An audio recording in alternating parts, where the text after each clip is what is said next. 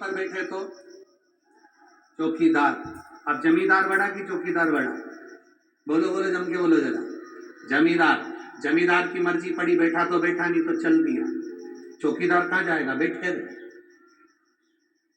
जमींदार की मर्जी, बैठा जब तक बैठा, नहीं तो जेब में से निकाल के।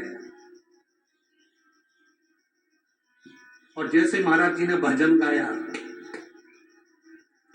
और जैसे महाराज जी ने कहा हार हार, ये तो जमींदार है ना, मर्जी है।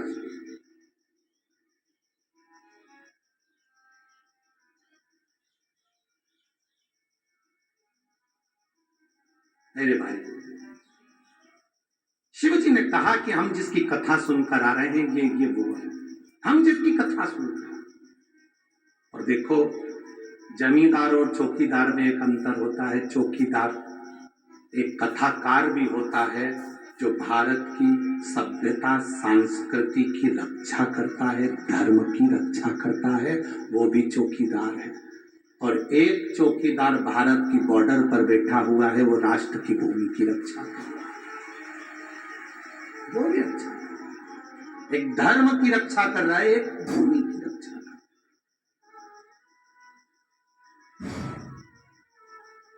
शिव कथा कर रहे हैं, भगवान शंकर का संवाद कर रहा है।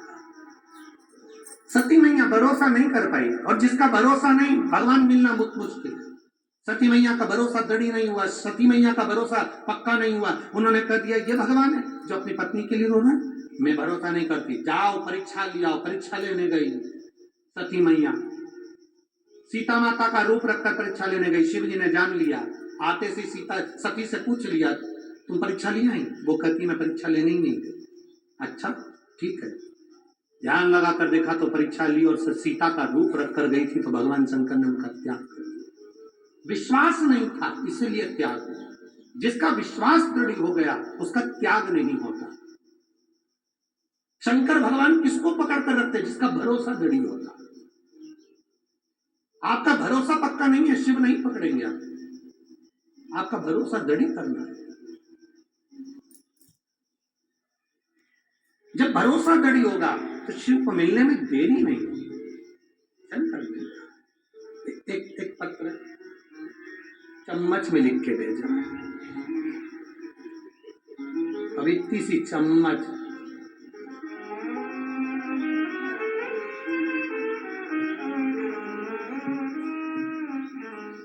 तो पत्र में नाम तो केवल एक जरा सा लिखा है और एड्रेस पूरा नहीं लिखा है, बस लिख दिया रेखा।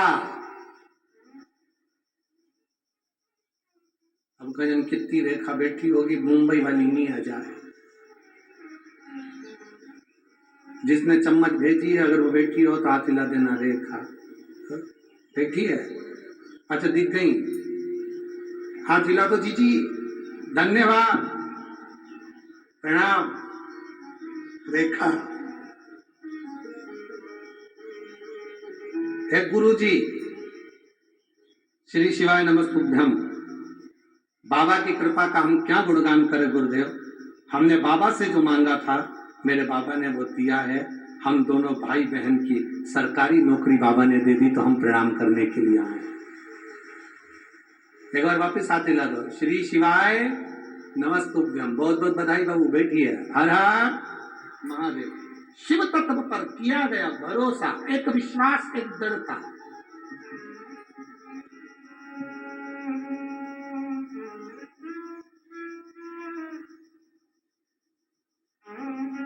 ये अपने भीतर की दृढ़ता होना चाहिए। उसके सहारे, उसके भरोसे रहोगे तो जिंदगी की सार्थकता अपने आप सिद्ध होगी। अपने आप।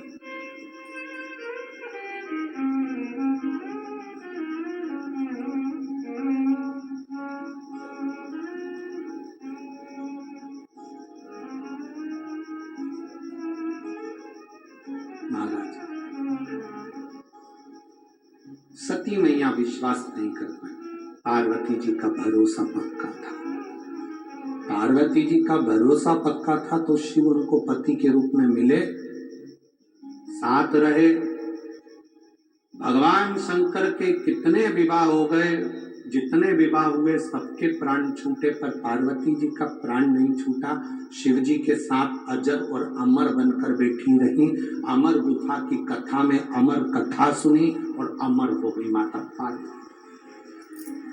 विश्वास पक्का था इसलिए अमर हो गई, विश्वास पक्का नहीं होता तो नहीं होता। भरोसा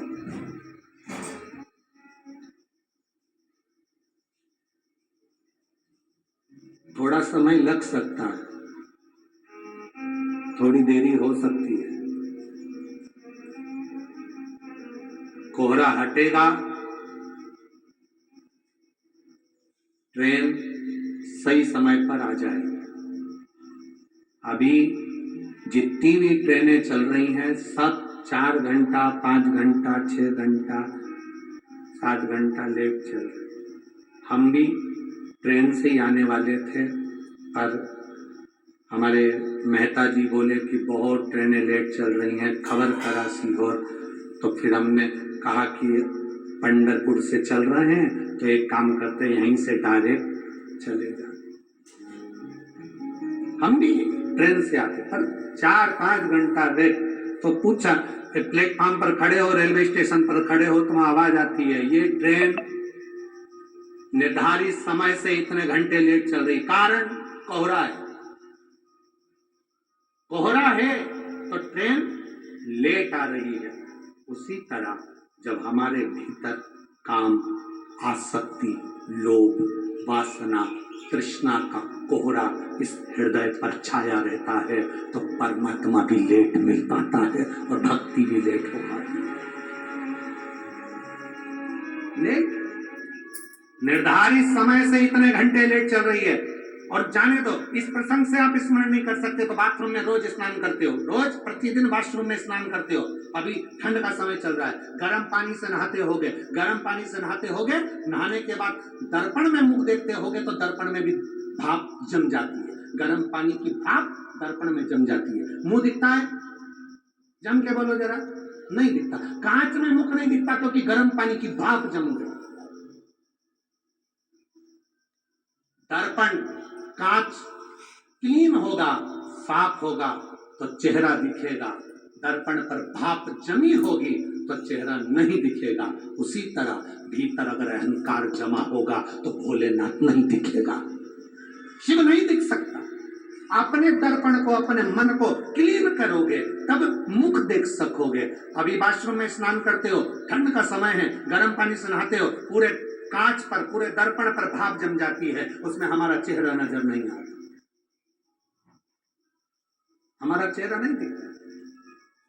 अहंकार की भाप जमी है इस मन के सामने, आत्मा के सम्मुख में। जब निकलेगी तब तुम परमात्मा का दर्शन कर पाओ। भीतर से भाप समाप्त होना चाहिए तो परमात्मा मिलेगा, वरना परमात्मा मिलेगा कैसे? शिव प्राप्ति कैसे हो? और फिर दुनिया कुछ भी कहे,